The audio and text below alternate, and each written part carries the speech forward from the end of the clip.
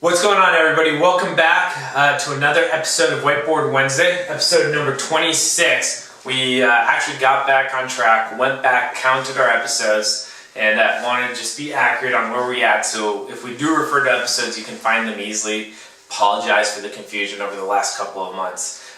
Today, I just wanted to shoot this video, and it was just to serve kind of as welcoming everybody into 2019, and also to kind of let you know what the idea or the concept of Whiteboard Wednesday was, and just really focus in on that. So today, first off,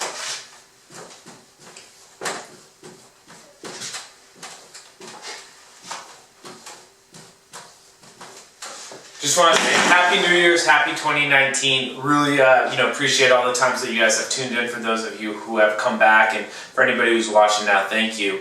The purpose of Whiteboard Wednesday is when Nolan and I were talking, was just to try to come out with weekly, short, probably, I think most of our videos have been under 5 minutes long, to just talk about a very specific issue or a topic or a question that might exist out there in regards to buying or selling property here in the Asheville area.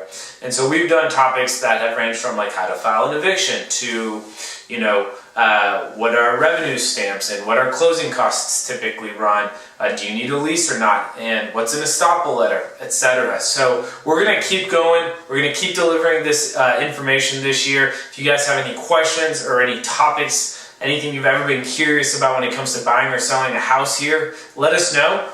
If we don't know the answer, we'll find somebody that does. Get the information. We'll come back on here and share it with you. So today's is just a super short one. Just want to say thank you for tuning in. Thanks for everybody who keeps watching these. Thanks for everybody who will be watching these. Happy 2019. And most importantly, if you have questions, let us know. All right, you guys. See you next week. Whiteboard Wednesday every month. This is episode 26. Take care.